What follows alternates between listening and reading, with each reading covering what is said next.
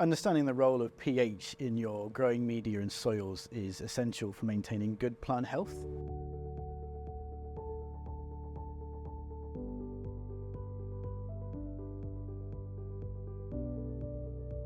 Most plants want to be growing at a pH between 6.5 and 7, so that's slightly acidic to neutral. Soil pH has an influence on all manner of soil chemistry, and one of those is the availability of nutrients within the soils. At neutral levels of pH, so around pH 7 to 6.5, the availability of nutrients is at its highest, and that's where most plants like to grow. And that's also where most soil fauna and flora exists as well. So all your microbes are most active around that neutral pH level. And that results in lots of nutrient cycling. So that actually means that there's a lot more nutrients available for your plants to grow. Whereas as you get towards the extremes, then you start to see nutrient deficiencies.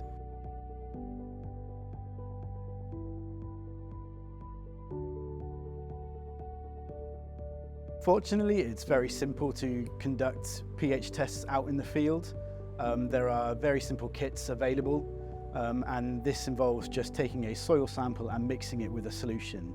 This solution will then change colour, and you can use a pH colour chart to determine the pH of your soil.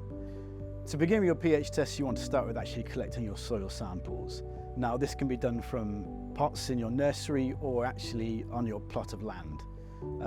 A great way of doing it is actually creating a transect. So this could be a number of pots in your nursery, or on your plot of land, you could create a 10 metre by 10 metre transect, and then take a sample every metre. With these samples, you want to make sure that you've not collected them from areas that have recently been treated with fertilisers or pesticides and herbicides, because these may affect your results. You also want to avoid areas that are heavily waterlogged or really dry, and also areas that are really stony as well, or have kind of lots of organic twigs in them. You want to take your sample at a given depth. It's usually between 4 or 6 inches deep, and this wants to be consistent throughout your samples that you've been taking as well. The amount of soil you should be taking should just about fill the palm of your hand. And with soil pH testing, the more samples you take, the more accurate results are going to be. And by taking this transect, you're able to kind of create a pH map for that plot of land you're testing, or you can take an average as well for that whole entire plot.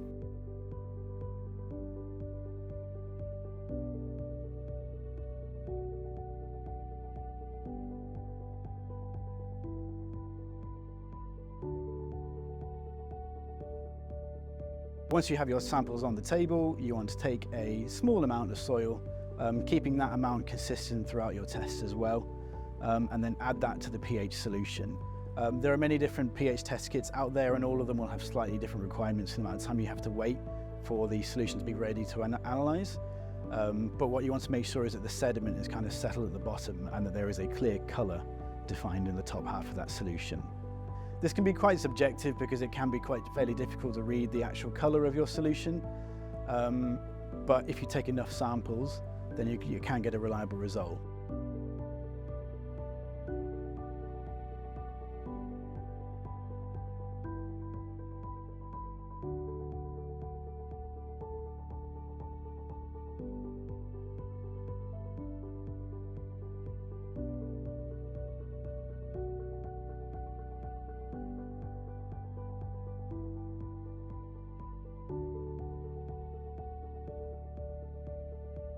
Another method of testing for pH levels in your soils is using an actual pH probe. And these are just inserted to the soil at a determined depth, and then this will give you a pH reading. This is a really good way of backing up your solution readings as well, to kind of further verify your results. Step 3 for pH testing is actually determining the pH of your soil. So this is where you take your sample and you place it against a colour chart, and you match that colour to the pH scale. So your sample may be bright red.